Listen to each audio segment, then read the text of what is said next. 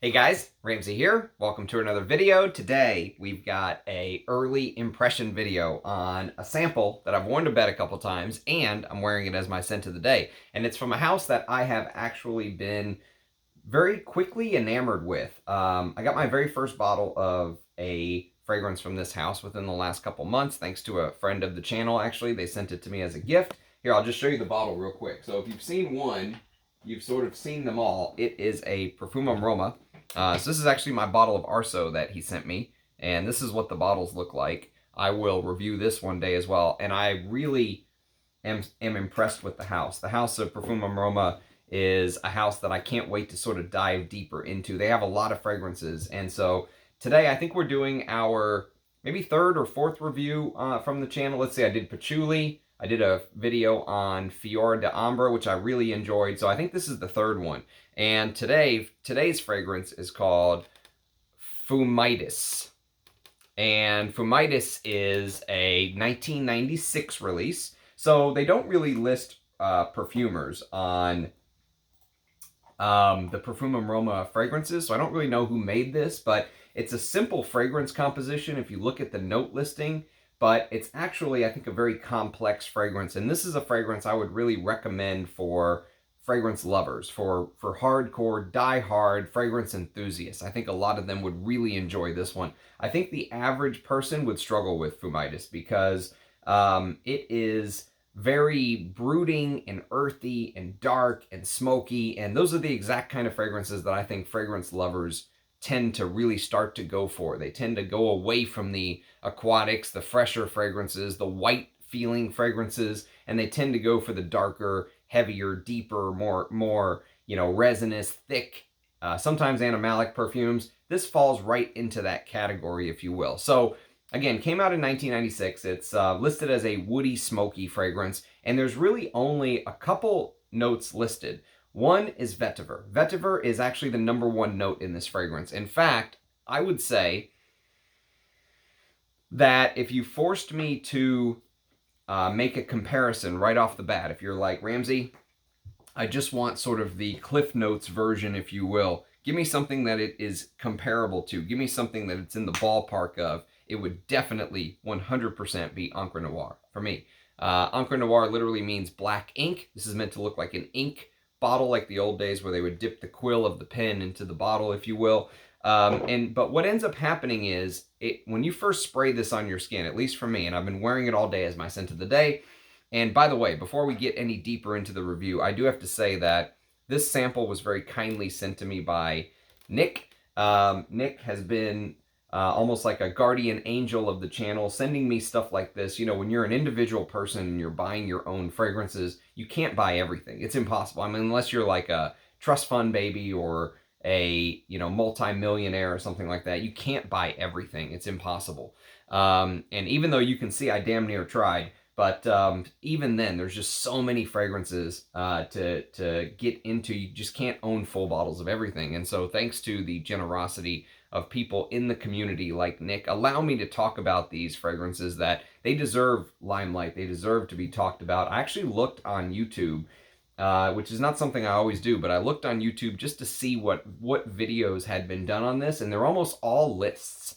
So anytime Fumidus is talked about in a review on YouTube, it's almost always just thrown in there with like a Profumum Roma list, top 10 Profumum Romas, or my Profumum Roma collection, or something like that. There's one review that my Mickers did, rest in peace, Dan, but it was like a 2 or 3 minute review, right? And that's pretty much it. There's no other real reviews that I saw. I think there was one in Spanish, but I don't speak Spanish, so that didn't help me.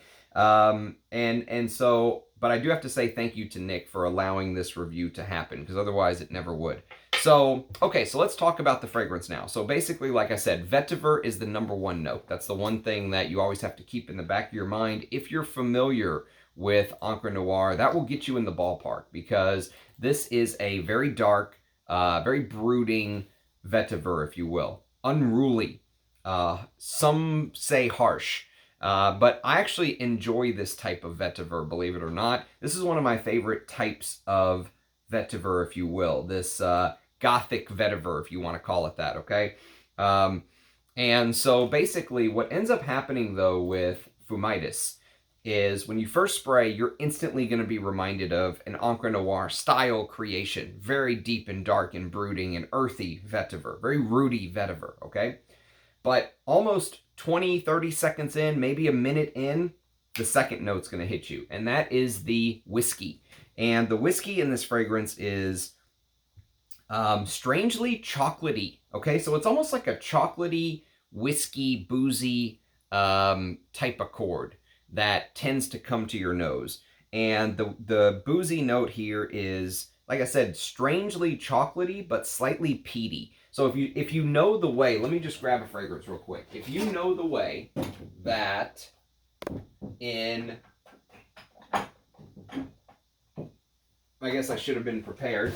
So if you know the way that the pure malt, right? If you know the way that sort of the peaty elements of pure malt tends to come forward, it'll give you an idea of a little bit of how peaty the whiskey note is in here, but it's even darker and deeper. And what's crazy though, in the opening, I just did a fresh spray before the video, before I click start on the video. I've got about an 8-hour dry down here. And so what's crazy is that whiskey note sort of comes to the forefront in the beginning. And because of the chocolatey elements, it tends to smell a little bit like oud.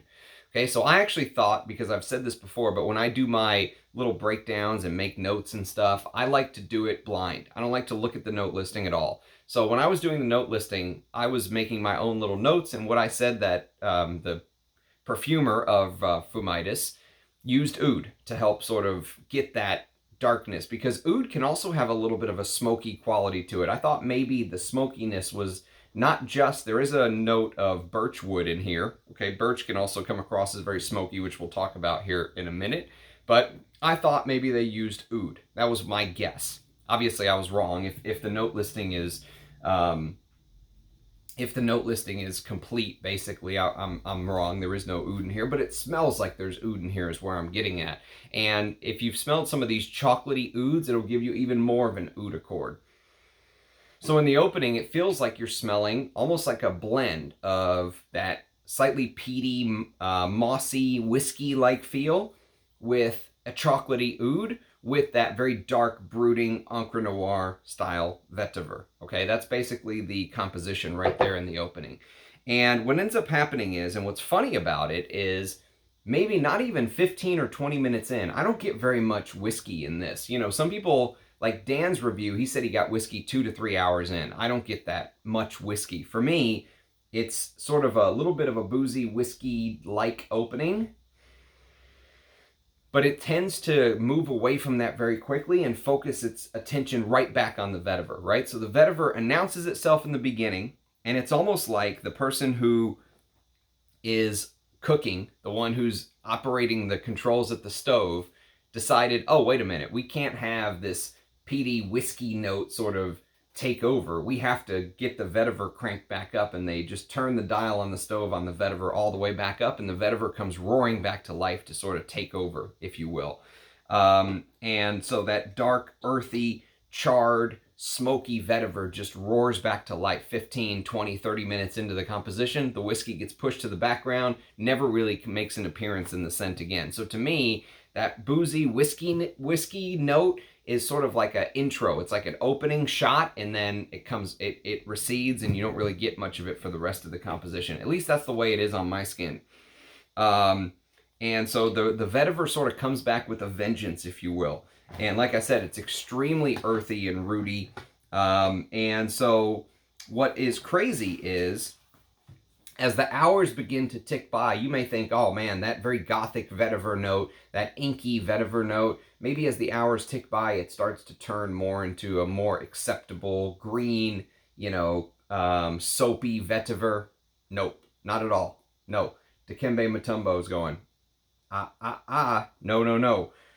It is actually, what's crazy about this fragrance is, as the hours tick by, the vetiver actually comes across as, I would say, even angrier. It's like an angrier, darker, raspy vetiver. That's a good word for it. It's actually a very raspy vetiver and very dark.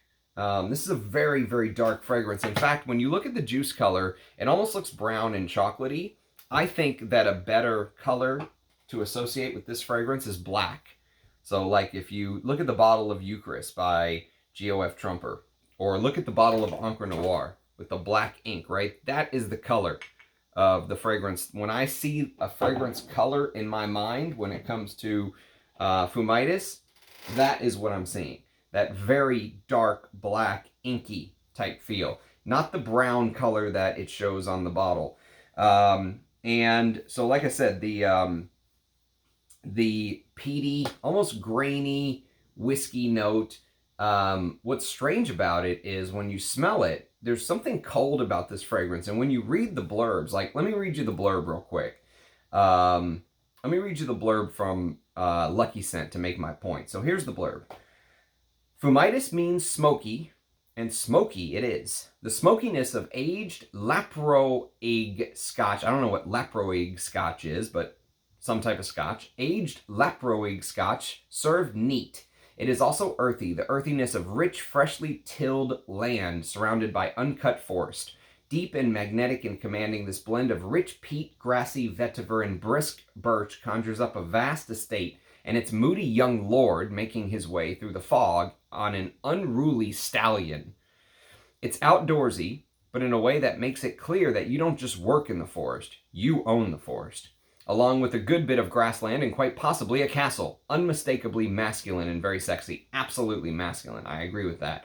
But I don't really agree with this smoky, well, it is smoky, but it's not hot smoky. So if you actually read the blurb from the Profumum Roma website, it says, the aristocratic and white smoke of fine cigars spreads in rooms heated by cloudy Scotch whiskies and by the warmth of fireplaces fueled by oak logs.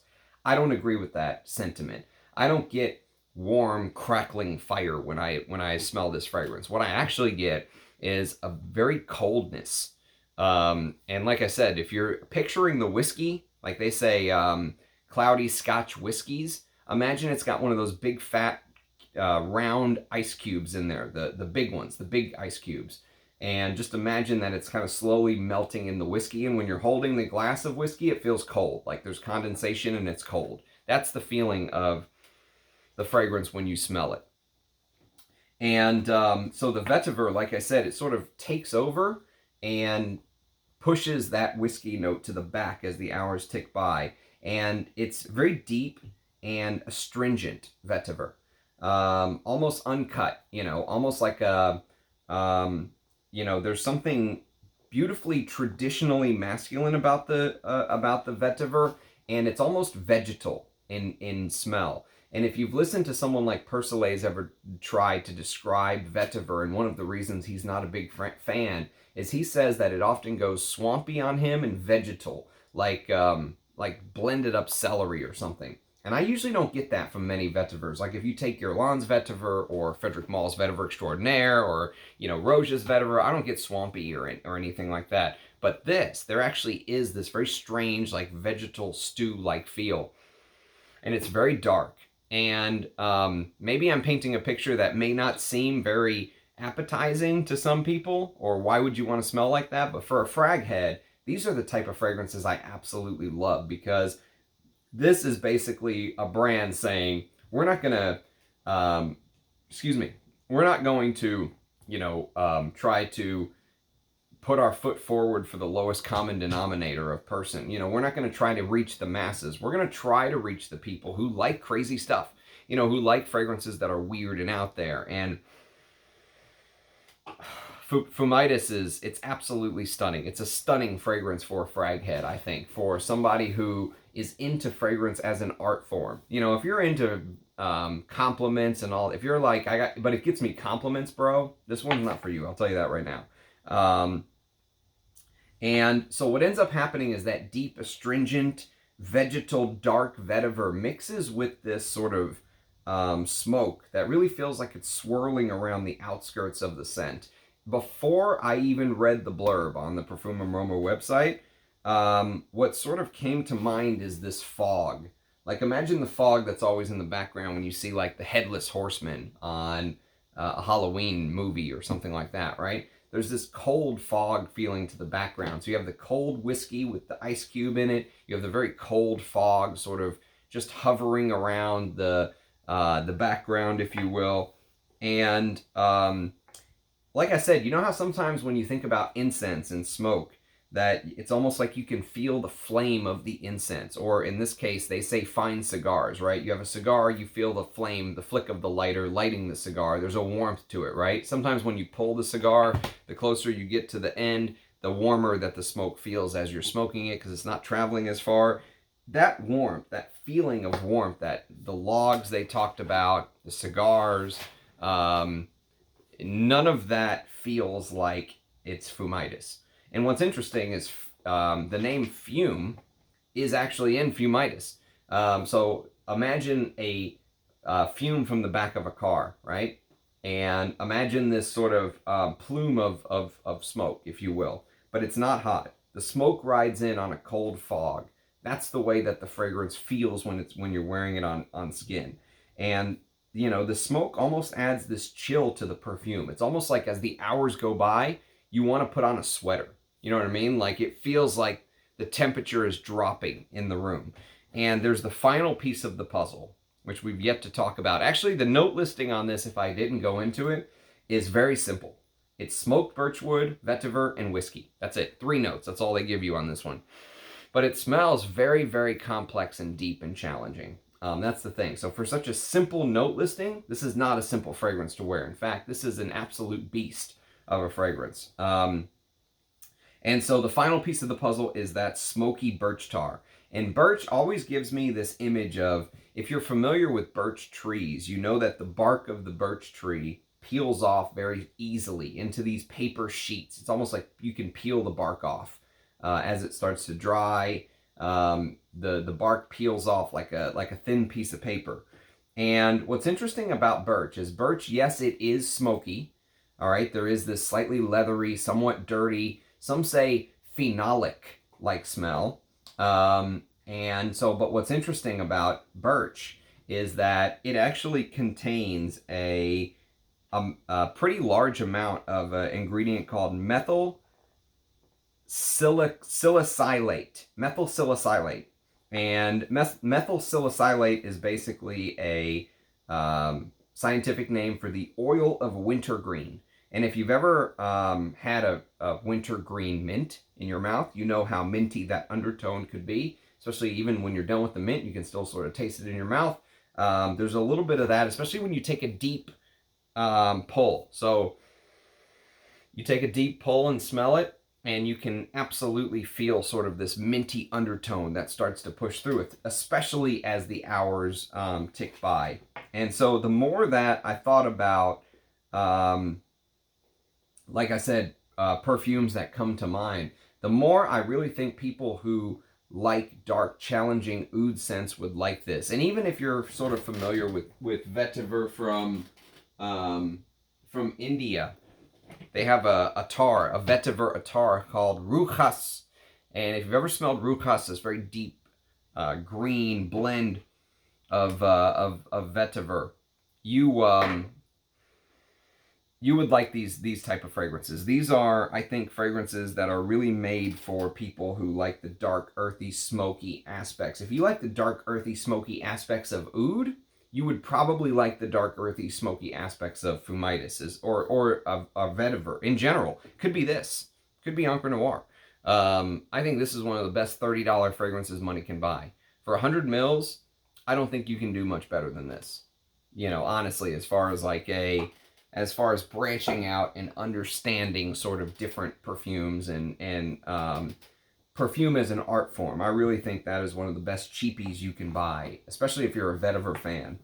And so basically as a perfume, the composition goes boozy vetiver, somewhat peaty, and stale, like a stale whiskey, cold, and big ice cube in the glass, like I said. And then it turns to that very dark, smoky, unruling vetiver. The smoke doesn't feel like old school incense or fire logs. This is not by the fireplace by Mason Margiela, whatever their name is. This is sort of a very cold smoke, a foggy smoke, a chilly smoke. And but it dries down to a vetiver. I mean, it really dries down to a dark, earthy, rooty vegetal vetiver, if you will. That's the way that it dries down. So overall, I would say I'm very impressed with this house, just overall. I mean, every single thing I've smelled. Fior d'Ambra, full bottle worthy. Patchouli, full bottle worthy. Arso, absolutely full bottle worthy. Maybe my favorite from the whole house so far. And then, of course, Fumidus. The biggest downside for me with Fumidus is this. The biggest downside for me is that this costs $30. This costs $265 for 100 mils. Okay, same juice. Pound for dollar. This absolutely blows it away. Now, I know Encre Noire is not Fumidus, and I know the fans of this fragrance will say that, you know, well, the materials are higher quality here. You don't get the booziness like you do here. But honestly, just from an experience standpoint, I wouldn't actually pay the money for this. I will tell you that I would personally spend the money on Fior d'Ambra, Patchouli, or even a bottle of Arso way before I would spend the money for this. And it's not because I think it's an inferior fragrance. It's just that I think I already have something so close in my collection with Encre Noire. This gives me the same experience, if you will.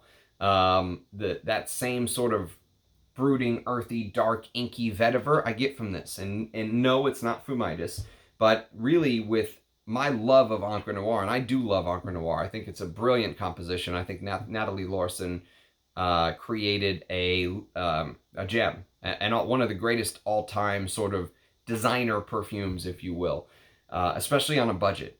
Encre Noire is a stunning fragrance, and so for me, I would just wear Encre Noire. That's the biggest downside with Fumidus. Now, if someone gave me a bottle of this, oh, I'd rock the shit out of this. It lasts forever. It's sort of a fragrance where you can really announce yourself. You know, this is, hey, I'm not someone who's just out there buying Bleu de Chanel or Sauvage. I'm not someone that's just going to go follow the trend. This announces that intention, clear as day. And so I don't know if I would be brave enough to wear this like on a date or something, but I'd wear this to the office. Absolutely would wear. I think vetiver is actually a great note for the office. And so, you know, for me, I really like it. It's another quill in the hat of Profumum Roma. I can't wait to try more of their scents.